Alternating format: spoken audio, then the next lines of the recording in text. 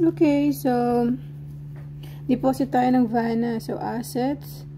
Then, click nyo lang yung deposit.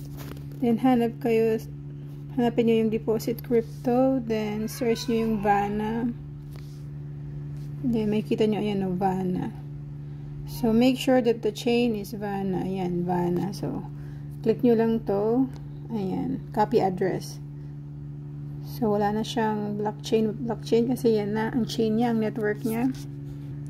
Okay, so kinuha ko yung address ko, then kakopy ko to sinend ko sa Facebook Messenger ko. Then, gagawin ko dyan is, ito na. Okay. So, now, ang gagawin ko is, paano ba? Ipakita ko yung, wait, paano ko ba siya babalik ta rin?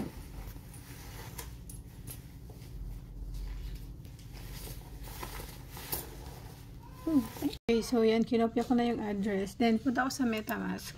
Nag-appear na kasi siya sa wallet. Sa wallet ko. Try ko lang ito. May 2.17 akong Vana. So, send natin yan doon sa... So, paste ko lang yan. Yan. Tapos, sabi dito, ilan ang Vana na i-send mo. So, maximum mo na lang yan.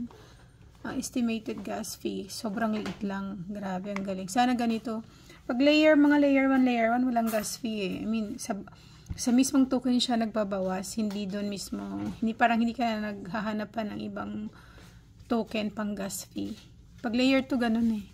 Sabi nila, hindi ko kasi maintindihan pa masyado yung layer 1, layer 2. So anyway, yun. Next mo lang. Then, ayan, confirm. So, wait mo na lang doon sa, sa Bybit account mo. Or sa exchanger kung saan naman siya gustong i-trade.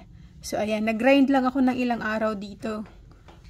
Ginawa ko is, parang ilang araw lang yun eh. Or siguro 1 week. Buti nakakuha pa. Ang mahal ng value niya, nasa 1.5 ang isa. So, swerte ng mga nag-grind na naging eligible. Okay? So, ganun lang. Kung masipag ka, kahit last trip ka na nag-join sa airdrop, kaya pa, basta tama yung ginawa mo, finalo mo ang instructions na kailangan gawin. Ang iba kasi, pag nakalimutan nilang mag-connect ng wallet, kahit na ang dami nilang nagawang task, sayang. Ganun nangyari sa akin sa Uber eh. So, okay, balik tayo dito sa Vana, sa Bybit, sa exchanger to ha. Then, check natin dito kung dumating na ba, kung pending ba siya or what. Ayan o, may nakalagay, succeeded. Yes! Pwede natin siyang i-trade.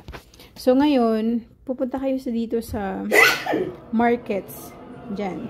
So, ang value ng Vana at this moment is 1.471.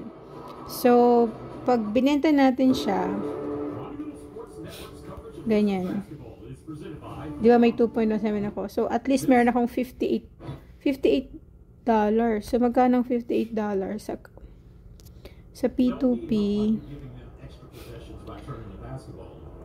Pag binenta mo yan, sell, 58.65. So, 58 times 58. 58 times 58. O, may 3 ka kahit pa paano. Not bad na. Diba? Libreng pera na yan, guys. Kaya, yung mga pinopost ko, if ever gusto nyong isubukan, libre lang po talaga yun, promise. Effort nyo lang talaga. As in, kailangan nyo lang talaga gawin. At maging kayo. Ay, consistent lang. Kasi minsan ako, ang dami kong sinalihan, pero minsan kasi hindi ko nababalikan kaya hindi ako nagiging eligible. Kaya minsan sayang ng effort ko. So, umpisa lang ako nagsipag ba.